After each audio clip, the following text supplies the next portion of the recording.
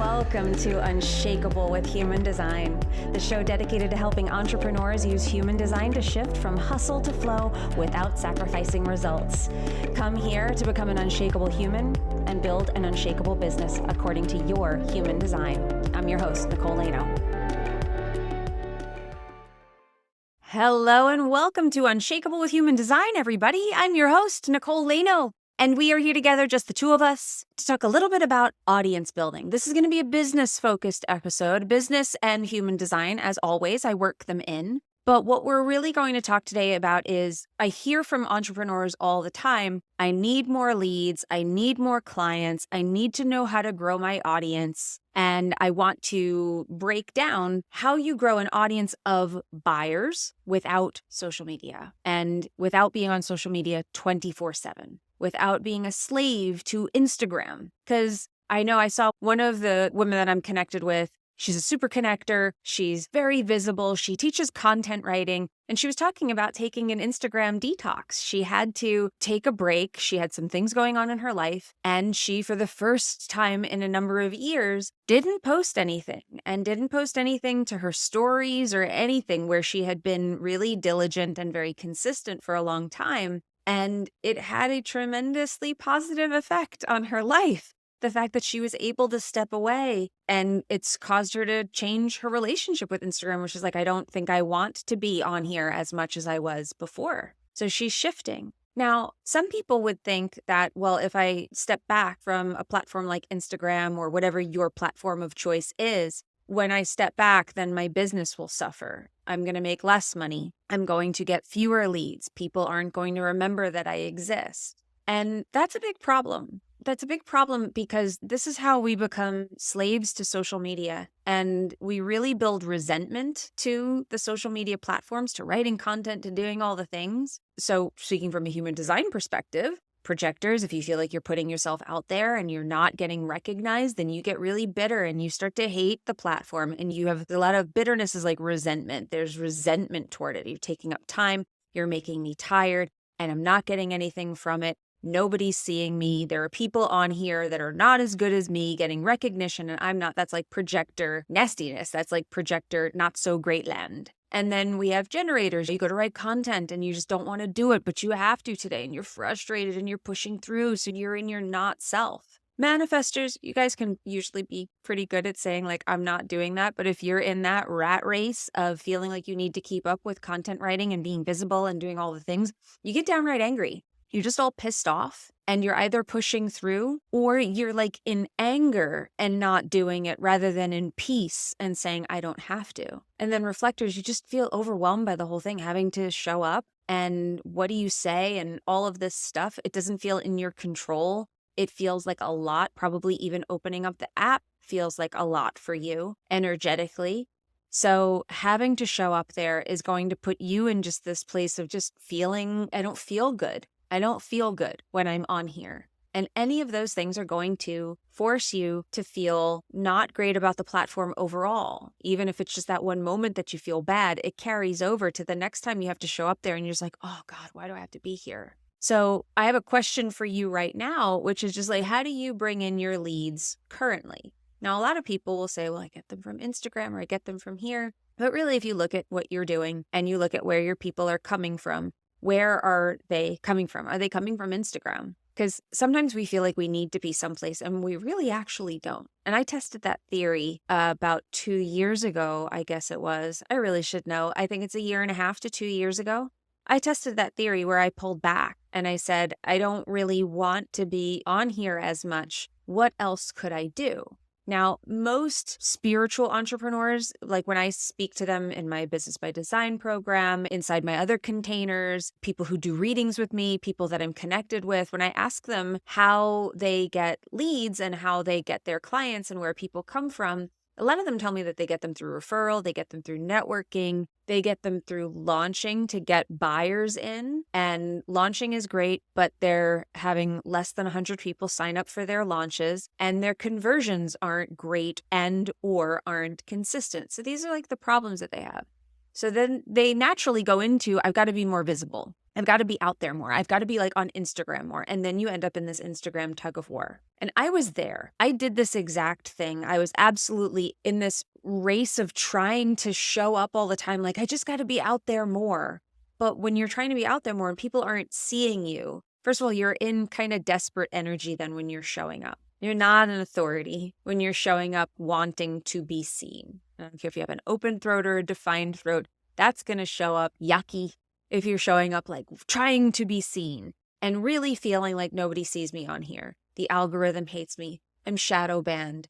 I'm ghost banned, like whatever terms there are out there that are making you feel like it's working against you and all of your work is going to waste. Well, if you're in your not self of your human design, then you're not going to be attracting what you want. You are not going to get the most out of the effort that you're putting in. And why bother then? And like I said, I was there. And what I asked myself was, can I do this better? Can I show up better? Can I get better results from the effort that I'm putting in? And there are certain things, certain levers that I pulled, certain changes that I made. And over the last, whatever it is, 1.5 to 2 years that I have been in this experiment, I've been collecting data, changing our process, testing things, and working through things that have created consistent sales. And I've built an audience of buyers without having to be on Instagram every day, without feeling like a slave to social media. And I did that through a few things. So first, I want to just talk about the difference between growing an audience and growing an audience of buyers. Now, yes, you can certainly do things that will get you lots of views or lots of followers.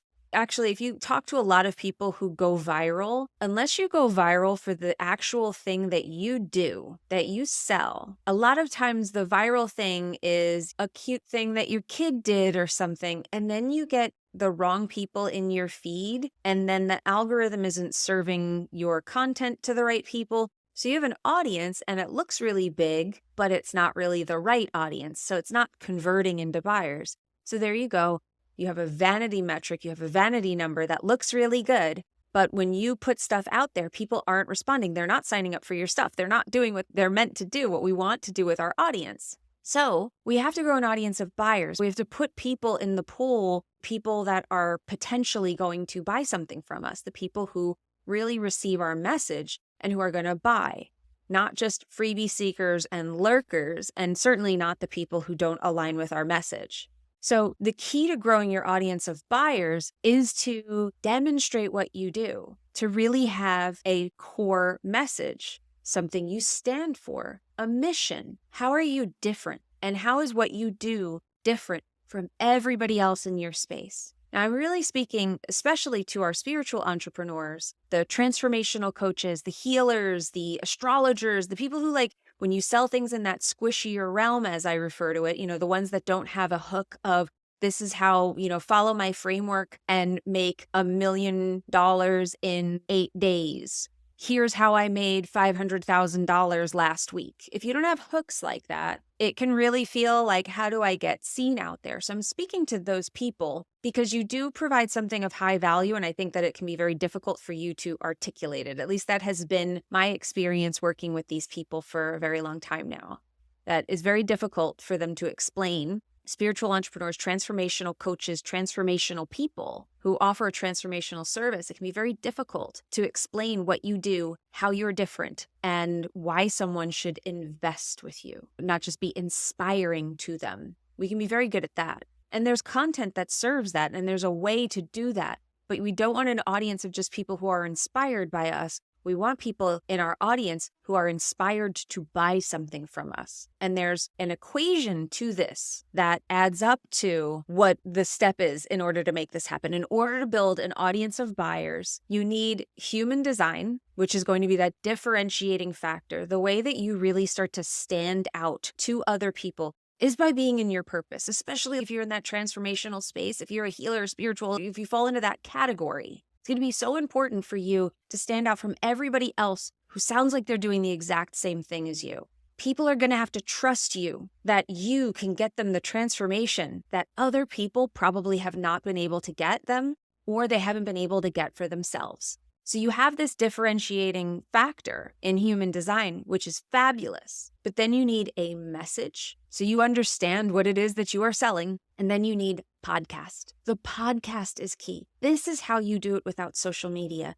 This is how you build an audience of loyal, raving fans. And when you put all of these things together, you get what I call an authority platform. An authority platform, it is this. It can be a YouTube channel. It can be something else where it's yours and you control it, where you can go deep with people. And then social media becomes a very different thing in your world. Social media, I mean, if you do it from the way that I teach content, podcasting, and all of this, is a lot of people will think that starting a podcast is going to add to their workload. I'm already posting on Instagram. I'm already doing this. I'm already doing so many things, and I'm so overwhelmed already. How can I take on another thing like a podcast? Launching a podcast is a body of work that you're putting together. So there can be, there's setting up the back end. There's all of that stuff. But the actual podcast, having it and keeping it going, if you do it right, it can take all of that other stuff off your plate. I don't write most of my Instagram content anymore.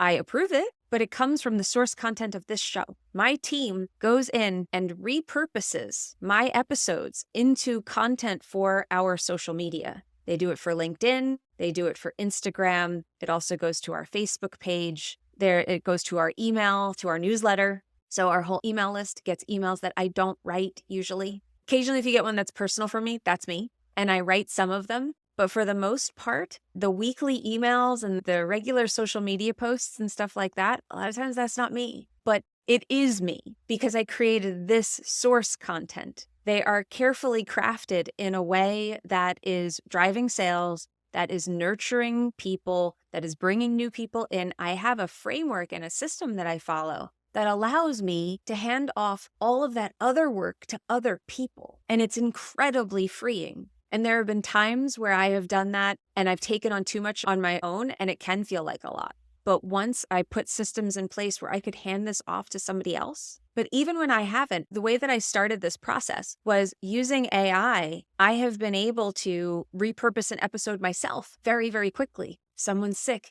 If somebody is working on something else and they can't do it, if I have to do it, I have all of this source material to work with. That feeling of what am I going to talk about? What am I going to say? It's, oh no, I've got it in the episode. I already planned it out. I already did it. So if you do a podcast right, it'll actually create less work for you and you get to be more visible. You get to be out there. You get to have video clips and all sorts of things and ways for people to interact with your content and with what you do. But while creating less work for you, you can actually take things off your plate that were once crowding it.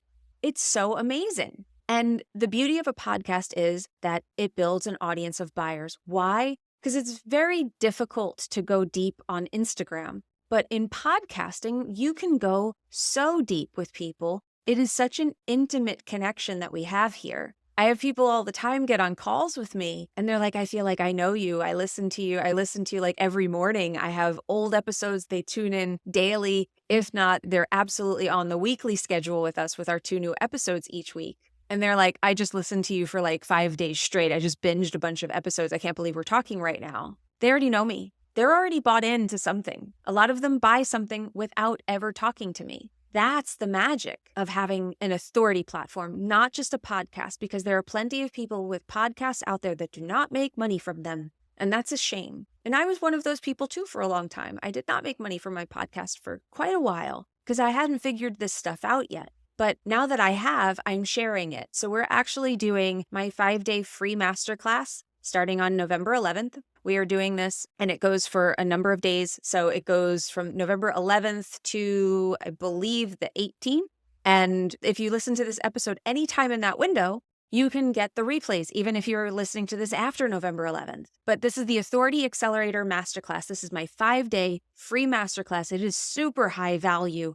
Everybody who attends this masterclass loves it. I get so much amazing feedback from it. And we change it every time. Every time it's a little bit newer. I come at it with new energy and from new angles. I revisit the content every time. So even if you've attended before, you will get value in something different from it this time because I'm always reimagining it and reshaping it and coming to it with where I'm at right now. I learned different things from the last time that we ran this. So you get me now. That's why we do them live. So if you'd like to join us, all you have to do to register is go to NicoleLano.com/masterclass, and you can register on the website. Or if you'd prefer, go to Instagram. I'm at Nicole Lano Official. DM me the word masterclass, and we will register you right there in the DMs and get you all taken care of. And then you can join us. Thank you so much for being here. I hope that you decide to join us, because having a podcast is the key to standing out from the crowd, to really standing out as an authority, really stepping up as being an authority in your space, because you control your show. You get to show up and shine whatever light you are meant to shine. And tremendous confidence comes from that. So I hope that you enjoyed the episode. I hope it inspired you to come to the masterclass, maybe to launch or relaunch your podcast if it is a dead podcast or something that's not making you money, and you want to find out how I turned this podcast into a 6-figure podcast. It generates 6 figures a year. Then please show up. It's a totally free masterclass. You will not be sorry, I promise you. Anyway, thank you so much. We will see you in the next episode. And remember, in order to have an unshakable business, you must first become an unshakable human. So thanks for letting us help you become unshakable with human design, everybody. We will see you next time. If you loved this episode and you're a fan of the show, please show us the love on iTunes, Spotify, or wherever you're listening to the show, and leave us a review. And if you'd like to connect with other entrepreneurs on their human design journey, join our free Facebook community, Human Design for Entrepreneurs. Go to NicoleLano.me/podcast links to join the group, book a human design reading with me, or access our free human design resources. We'll see you there.